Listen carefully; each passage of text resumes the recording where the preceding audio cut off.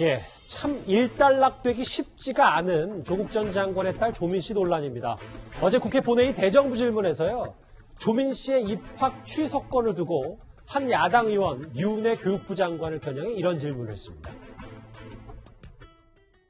정유라 씨 등 교육부가 그동안의 감사를 통해서 입시 부정이나 이런 것들이 확인돼서 학교에 이제 입학 취소 같은 것들을 요구한 경우에는 검찰이 수사를 하거나 법원의 판결이 있거나 하기 전의 일이었습니다. 조민 학생의 경우에는 굉장히 이례적으로 검찰이 저희가 감사 계획을 세우기도 전에 전면 압수수색과 수사를 시작했기 때문에 저희가 감사를 할 수가 없었고 1심 재판 결과까지를 봐왔던 거라는 말씀드립니다.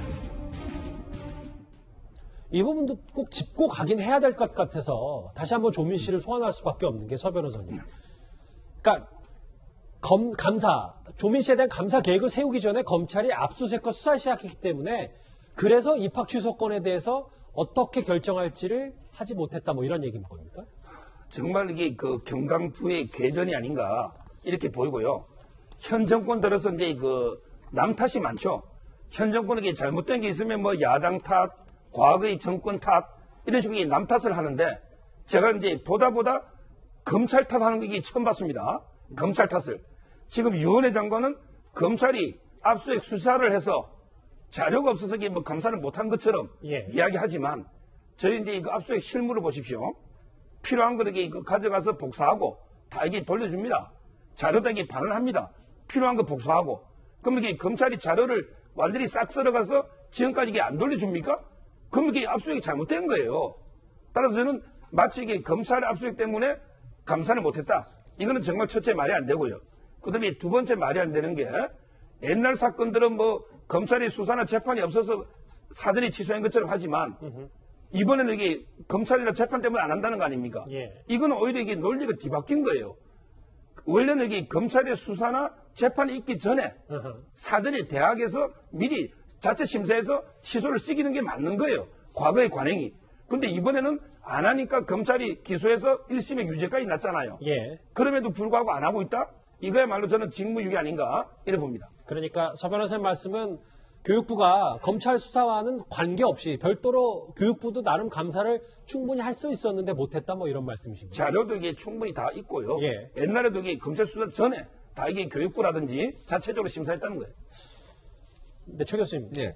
유은혜 장관과 황보승희 의원이 공방을 벌인 게 앞서 이 얘기뿐만 아니고 부산대총장이 대통령과 민변서 활동을 했기 때문에 창원에서 민주당으로 출마한 적이 있어서 감사 주는 거 아니냐 했더니 유은혜 장관은 정치적 해석에는 동의할 수 없고 이거는 경계해야 된다라고까지 얘기를 좀 했거든요. 이게 무슨 말이냐면 뭐 같은 개념이라는 생각이 들어요. 무슨 말이냐면 아까 뭐 백윤규 전 장관 같은 경우도 구속영장이 기각이 됐지만 또 재판 과정에서 어떤 경우가 나올지 모르잖아요. 김은경 전 장관도 마찬가지 개념이고 1심이 끝났지만 양측은 다 지금 거기에 대해서 동의를 안 하고 있어요. 예컨대 조민 씨 어머니 같은 분도 지금 현재 본인은 그게 조작된 게 아니라고 얘기를 하고 있는 상황이거든요. 그렇게 되면 결국은 최종 결판이 나오기 전까지는 좀 기다려 봐야 된다는 얘기를 하는 거라고 저는 보고요. 그런 차원에서 본다고 하면 물론 여러 가지 1심 판결이 나온 상태에서 국민적 여론이 안 좋을 수도 있고 거기에서 비판적 입장을 가진 분이 있을 수 있다고 저는 봐요. 그러나 그 조민이라는 개인 한 사람으로 본다고 하면 본인은 3심을 받을 권리가 있는 것이고 본인은 그게 만약에 끝까지 조작된 게 아니라고 주장을 하면 그건 지금 우리가 알아볼 수 없는 거 아니겠어요? 물론 검찰은 그렇게 주장을 하고 있지만 그래서 개인의 어떤 권리 자체를 너무 제한하는 쪽으로 가는 것 자체에서 우려를 표명한 거라고 저는 생각을 하고요. 정치적 관점보다는 이 부분에서 뭐 여야가 각각 다른 생각을 가질 수는 있겠지만 한 사람이 갖고 있는 개인적 권리에 대해서는 일정 부분 좀 인정해 주는 것도 필요하지 않겠나는 생각이 듭니다. 그런데 조민 씨가 인턴으로 합격한 병원이 있는 이 도봉구 갑 야당의 당협위원장은 이런 말을 했습니다. 우리 도봉갑 지역은 병원 수가 다른 지역보다 많이 부족해서 국민들의 불편이 대단히 큽니다. 거의 유일한 대형 병원이 한일병원입니다. 그래서 우리 지역 주민들은 정말 아프거나 크게 다쳤을 때 곧장 한일병원으로 달려갈 수밖에 없습니다. 한일병원은 그래서 늘 환자가 붐빕니다. 엎친 데 덮친 격으로 소위 무자격자로 불리는 조민 씨가 우리 도봉갑 지역의 한일병원으로 온다고 합니다. 큰 병이 왔을 때 갈 수 있는 병원은 한일병원 뿐인데 저는 우리 가족이 크게 아플 때 혹시 한일병원에서 조민 씨를 마주치지 않을까 너무너무 두렵습니다.